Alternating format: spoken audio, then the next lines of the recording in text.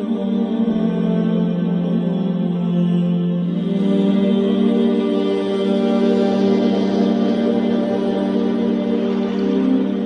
اللہ الرحمن الرحیم۔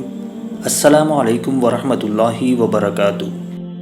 حضرت اسحاق ابن عبداللہ سے روایت ہے، انہوں نے فرمایا کہ میں نے انس رضی اللہ تعالی عنہ ابن مالک کو فرماتے ہوئے سنا کہ اصفہان کے 70,000 یہودی دجال کے پیروکار ہوں گے جن کے جسموں پر سبز رنگ کی چادریں یا جبے ہوں گے۔ اس حدیث کے فائدے میں لکھتے ہیں کہ اسرائیل کے اندر ریشم سے ایک خاص قسم کا لباس تیار کیا جا رہا ہے جو ان کے مذہبی پیشوا دجال کے آنے پر پہنیں گے۔ حضرت عائشہ صدیقہ رضی اللہ تعالی عنہا فرماتی ہیں کہ حضور صلی اللہ علیہ وآلہ وسلم میرے پاس تشریف لائے تو میں اس وقت بیٹھی ہوئی رو رہی تھی۔ آپ صلی اللہ علیہ وآلہ وسلم نے رونے کا سبب پوچھا۔ میں نے کہا یا رسول اللہ، دجال یاد آ گیا تھا۔ اس پر رسول اللہ صلی اللہ علیہ وآلہ وسلم نے فرمایا کہ اگر وہ میری زندگی میں نکلا تو میں تمہاری طرف سے کافی ہوں، اور اگر دجال میرے بعد نکلا تو پھر بھی تمہیں خوف زدہ ہونے کی ضرورت نہیں، کیونکہ اس کا جھوٹ ہونے کے لیے اتنا ہی کافی ہے کہ وہ کانا ہوگا، اور تمہارا رب کانا نہیں ہے، وہ اصفہان کے ایک مقام یہودیہ سے نکلے گا۔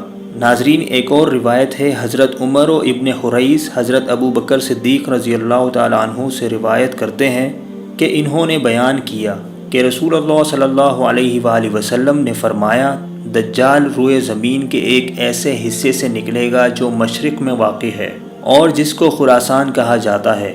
اس کے ساتھ لوگوں کے کتنے ہی گروہ ہوں گے اور ان لوگوں کے چہرے تہ بتا پھولی ہوئی ڈھال کے مانند ہوں گے۔ اس حدیث کے فائدے میں لکھتے ہیں، دجال کے ساتھ ایک ایسا گروہ ہوگا جن کے چہرے پھولی ہوئی ڈھال کے مانند ہوں گے۔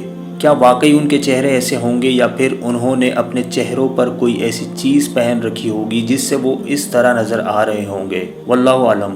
ناظرین، اس حدیث میں خراسان کا ایک لفظ ہے جس کے فائدے میں لکھتے ہیں کہ خراسان کو دجال کے نکلنے کی جگہ بتایا گیا ہے۔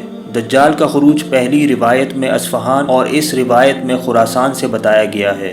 اس میں کوئی تعارض نہیں، کیونکہ اصفہان ایران کا ایک صوبہ ہے اور ایران بھی پہلے خراسان میں شامل تھا۔ خراسان کے بارے میں اس لشکر کا بیان گزر چکا ہے جو امام مہدی کی حمایت کے لیے آئے گا، لہٰذا حضرت مہدی علیہ السلام کے لشکر کے آثار اگر ہم پورے خراسان میں تلاش کریں تو وہ افغانستان کے اس خطے میں نظر آتے ہیں جہاں اس وقت پختون آبادی زیادہ ہے۔ لہٰذا قرائن کو دیکھتے ہوئے یہی کہا جائے گا کہ حضرت مہدی علیہ السلام کی حمایت کرنے والا لشکر خراسان کے اس حصے سے جائے گا جہاں اس وقت طالبان تحریک کا زور ہے۔ البتہ وہ روایت جس میں دجال کے نکلنے کی جگہ عراق اور شام کے درمیانی علاقے کو بتایا گیا ہے، اس میں بظاہر تعارض نظر آتا ہے۔ اس کی تطبیق یہ ہو سکتی ہے کہ اس کا خروج تو اصفہان سے ہی ہوگا، البتہ اس کی شہرت اور خدائی کا دعویٰ عراق میں ہوگا، اس لیے اس کو بھی خروج کہہ دیا گیا ہے۔ یہاں دجال کے نکلنے کا مقام اصفہان میں یہودیہ نامی جگہ بتایا گیا ہے۔ بخت نصر نے جب بیت المقدس پر حملہ کیا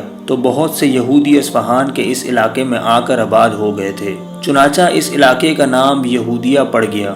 یہودیوں کے اندر اصفہانی یہودیوں کا ایک خاص مقام ہے۔ ان کی اہمیت کا اندازہ اس حدیث سے لگایا جا سکتا ہے جس میں آتا ہے کہ دجال کے ساتھ 70,000 اصفہانی یہودی ہوں گے۔ پرنس کریم آغا خان فیملی کا تعلق بھی اصفہان سے ہے اور اس خاندان نے برصغیر میں جو خدمات اپنی قوم کے لیے انجام دی ہے اور دے رہے ہیں وہ اس پائے کی ہے کہ اگر اس دور میں دجال آ جائے تو یہ خاندان دجال کے بہت قریبی لوگوں میں شامل ہوگا۔ اس کے علاوہ اور بھی بہت سی شخصیات ہیں جو اصفہانی یہودی ہیں اور اس وقت عالم اسلام کے معاملات میں بہت اثر و رسوخ رکھتی ہے۔